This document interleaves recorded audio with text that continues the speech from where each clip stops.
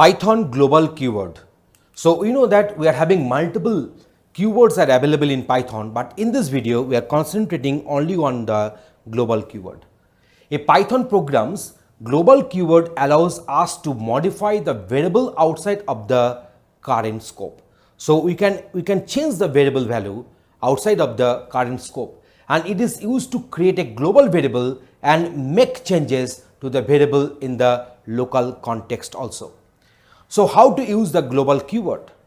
When we create a variable inside a function, its local is by default. The scope is local by default.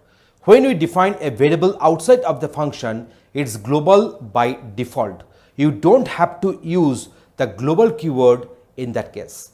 So we use the global keyword to read and write a global variable inside a function. Use of global keyword outside of the function has got no effect.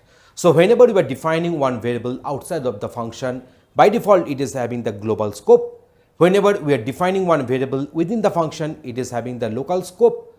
But whenever this is the third point is very interesting, we use the global keyword to read and write a global variable inside or from the function itself. So I think for the better idea, let us go for one practical demonstration to show you that how this global keyword can be playing a magic in our scope definition of a variable.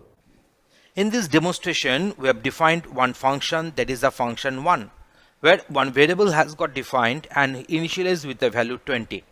Within this function, this variable x is having the value 20 here.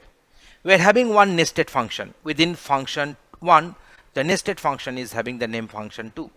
Here we have defined one variable x and with the keyword global. So global x. Actually the global keyword will be used to modify a global variable.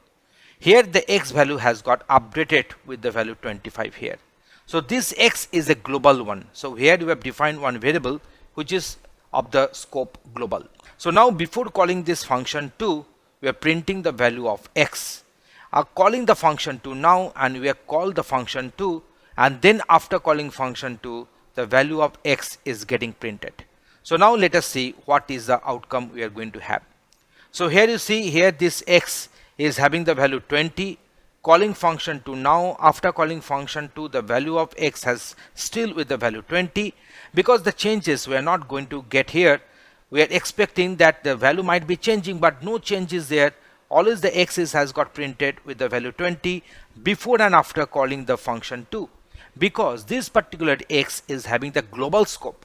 So if we want to print this particular x, then after calling this function 1, we can directly print this x, because this particular x is having the global scope. That means not within this function 2 or function 1, it is outside of that. So whenever you are trying to print the value of x from the outside of this function 1, then we are getting this value as 25.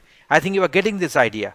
This particular global x is actually, we are defining one variable x which is having the global scope. That means we are going to define a global variable, and that global variable is getting updated or getting initialized with the value 25 here. So this x and this x, they are actually corresponding to this x. So this x is still with the value 20. So that's why we have got the output as 20, and in the global x, the value of x has become 25 here.